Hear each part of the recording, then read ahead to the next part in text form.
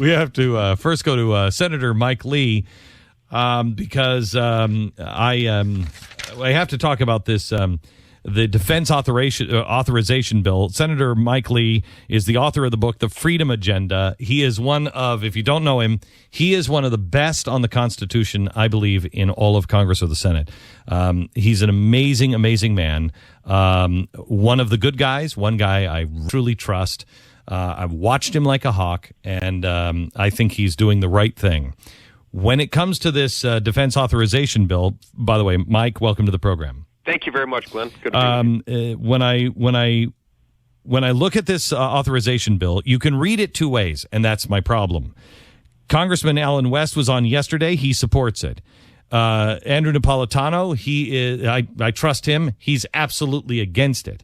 I'm absolutely against this because I don't know exactly what it means, and it really makes me nervous because it looks like everything that Barack Obama said during the campaign of let's not scoop people up in the middle of the night and just hold them indefinitely is exactly what this is authorization to do that.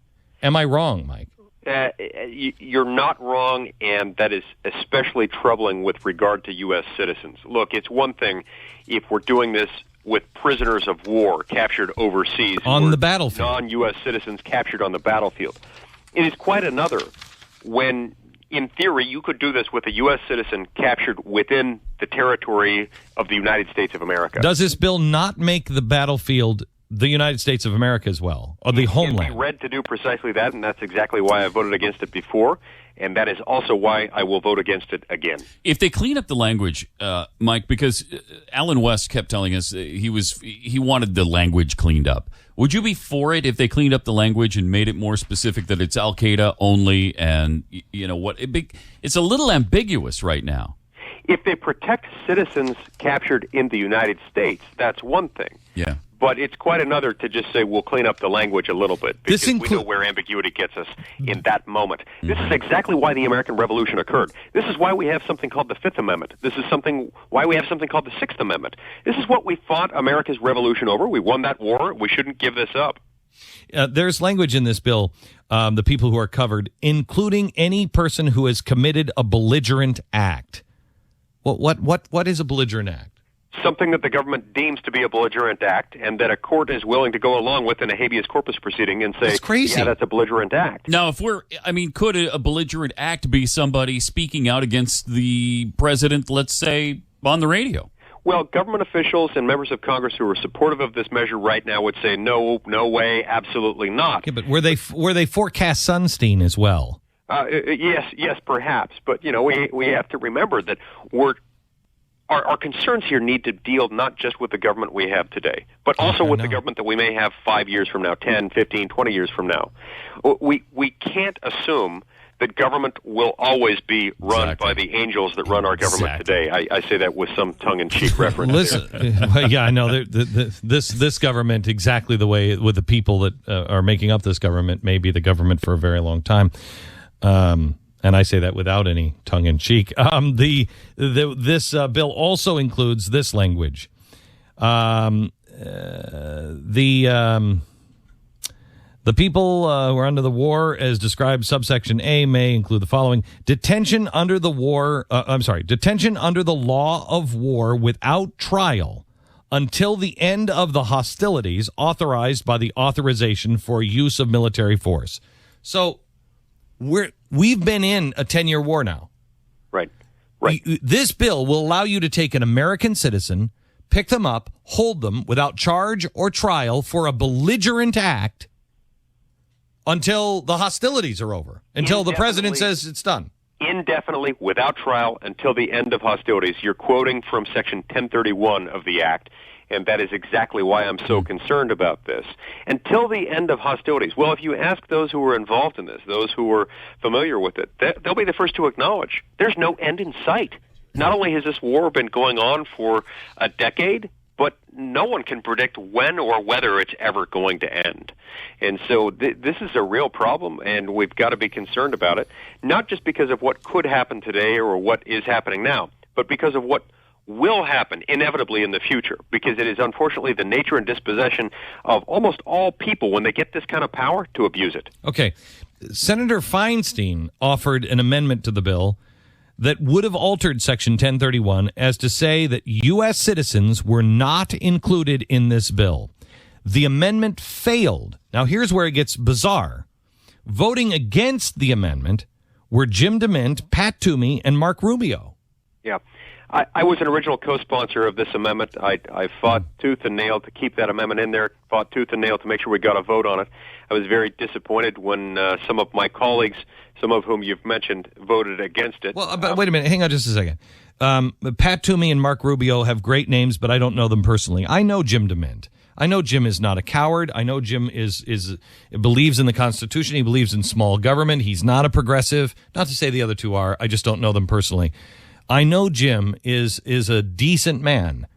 How do you explain this? Well, in Jim's case, Jim was, I believe, deceived by an alternative amendment to the Feinstein Amendment that contained some watered-down language.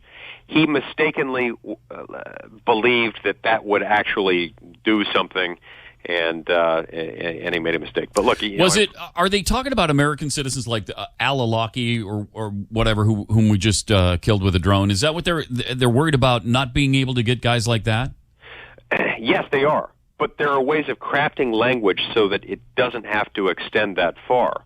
I mean, in the first place, somebody like him, somebody who goes outside the United States, who's captured on the battlefield, who is engaged outside the United States on a battlefield. I mean, that one made total sense. Yes. Loses his citizenship. Yeah. So that really is a different scenario than what we're talking about here. What we're most concerned about here is Americans captured on American soil. Mm-hmm. So, what do you think what is the real intent behind this, Mike? Well, it's always difficult to speculate on what someone else's subjective intent is. I usually try to give people the benefit of the doubt, and I take people at their word when they say they want only what's best for America and what's safe for America.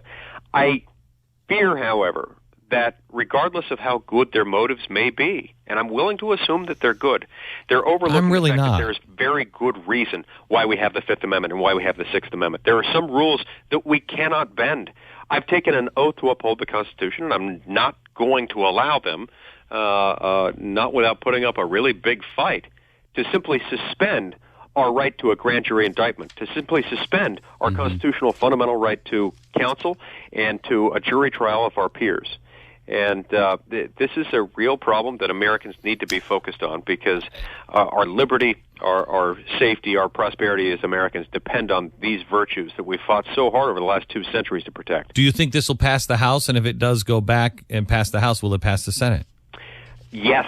And yes, the president has said he's against this bill, right? Yeah, but that's only because it takes some of the power away from him, and he still wants to hang on to that. Is what's been reported. Is that your understanding of it as well, or will he just sign this bill? Yes, I believe his concerns relate more to Section 1032 than Section 1031, which addresses a different set of concerns. As you say, it has to do with the diminution of his power. I can't speak for the president. I don't ever try to speak for the president. I strongly suspect he'll end up signing it. The rumor is that this allows the military to do these things on our soil. I read it as saying this is the DOJ that can do this. I don't think either one of those are good. Which is the truth? Well, I would read it more likely as being the military. The Department of Justice isn't set up in such a way as to detain people indefinitely without trial. Well, so then how does posse comitatus come in? Well, they would probably argue here that the posse comitatus principle, which is that the U.S. military can't engage in civilian law enforcement activities on U.S. soil, wouldn't apply here because this is carried out under war powers. This is not a law enforcement activity. It is instead the authority this is bad.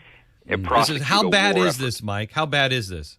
It's bad to the degree of 12. On a scale of 1 to 10, it's a 12 in the long run.